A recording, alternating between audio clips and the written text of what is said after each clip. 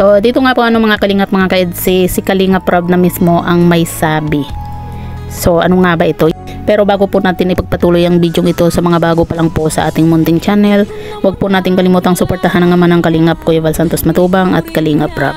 At paunawa panoorin po muna ang full video bago mag-comment para malaman ang nilalaman nito. So dito nga po ano mga kalingap mga kaedsi, si Kalingap Rab na po ang mismong may sabi. So ito po ano mga kalingap mga kaedsi, panoorin po muna natin yung maikling video clip. So maswerte dyan si Ed, talagang maswerte dyan si Ed.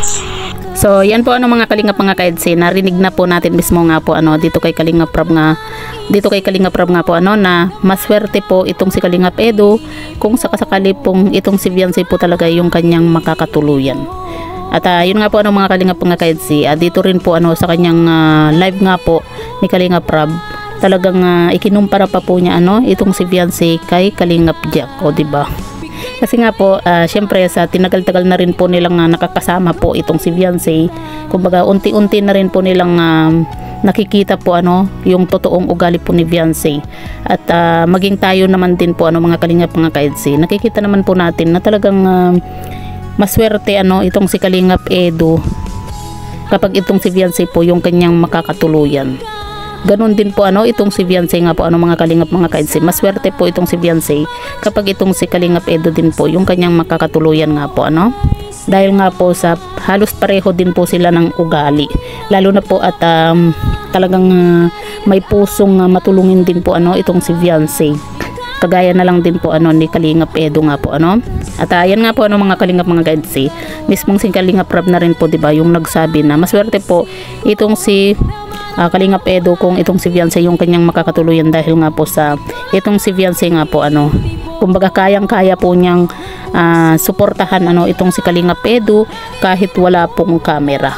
Kumbaga kagaya po ano ni Kalingap Jack nga po na talagang sila po yung simpleng tao lang, kumbaga kontento na po ano kung ano po yung meron po sila.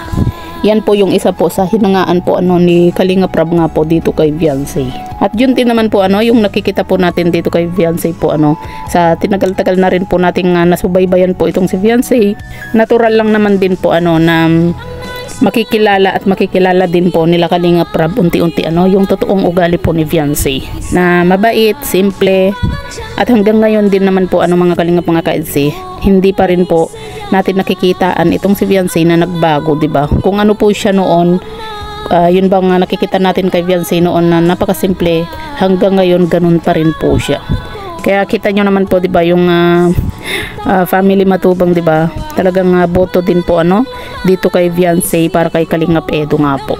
Kasi hindi naman po yan magsasabi sila Kalingap Rab nga po ano na, kaya nga po diba sabi nga po ni Kalingap Rab nga po ano sa kanyang live na kaya insan, alam mo na insan, sabi nga po niya ano, kumaga ibig sabihin po maswerte po siya ano itong si Kalingap Edu kung itong si Viancy yung kanyang makakatuluyan, dahil halos parang pareho po ano itong si Viancy at Kalingap Jack na talagang mabait, simple, kontento kung ano na po yung meron po sila ano. At kita naman po natin ano dito kay Kalingap Jack kung gaano po siya ka-supportive dito kay Kalingap Rab nga po, diba? So yan po ano mga kalingap mga kaedsi, ano po yung masasabi nga po ninyo patungkol po dito, i-comment nyo lang po sa ibaba at babasahin po natin isa-isa.